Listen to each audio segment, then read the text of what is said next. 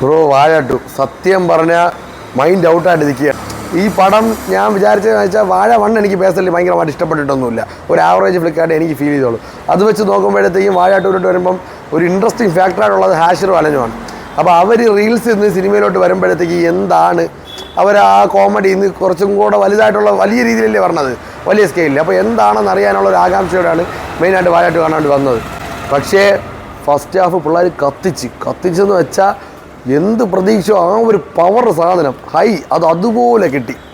ഒരു ഹാഷിർ അലന് വിനായകനൊക്കെ ഒരു രക്ഷയില്ല. ബിജുക്കുട്ടനൊക്കെ അൺപ്രഡിക്റ്റബിൾ അവസ്ഥയായിപ്പോയി. കാരണം പ്രതീക്ഷിക്കാതെ കയറി സ്കോർ ചെയ്ത് കളഞ്ഞു. ഫസ്റ്റ് ഹാഫ് നമ്മൾ എന്താണോ വിചാരിച്ചത് ആ ഒരു റേഞ്ചിൽ നമുക്ക് അത് പിള്ളേർ സെറ്റ്. അത് പണ്ടത്തെ വൈബുണ്ടല്ലോ, നമ്മൾ 90s കാലഘട്ടം 80s കാലഘട്ടം. ഇപ്പോഴത്തെ 2K പിള്ളേർക്കൊന്നും അത് മനസ്സിലാവില്ല.